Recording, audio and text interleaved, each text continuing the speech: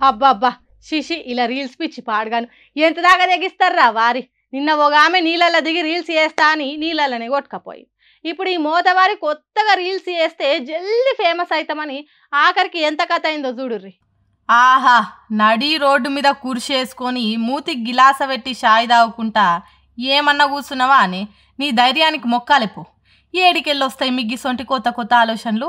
ఎవరన్నా నేర్పుతారా లేకుంటే పుట్టుకతోనొచ్చినాయా ఇవి? మీ రీల్స్ పిచ్చి పాడుగాను. పుసుక్కున ఏదైనా బండొచ్చి గుద్దితే నామరూపాలు లేకుండా పోతారు మీ తెలివి గంగల గల్ప. బెంగుళూరు మాగడిలా ఈ మోతవారి మొగాయిన అందరి లెక్క చేస్తే ఏం బాగుంటుంది, మనం జర కొత్తగా ఉండాలి కదా అని ఇట్లా ఏడ జాగలేనట్టు రోడ్డు మధ్యలో కుర్చేసుకొని మరి షాయి తాగుకుంటా రీల్స్ చేసిండు. ఇక ఇంత ఘనకార్యం చేసినాక ఆ రీల్ వైరల్ కాకుంటుంటుందా? అనుకున్నట్టే వైరల్ అయింది. అందరు చూసినట్టే పోలీసులు కూడా చూసిరు దాన్ని. ఇంకేముంది, నీ కొత్తదానానికి నీ తెలివికి సన్మానం చేయకుంటే ఎట్లా తమ్ముడు అని వచ్చి జీప్లు వేసుకొని పోయిరట. కేసు రాసి మంచిగా మైలపోలు తీసిర్రట.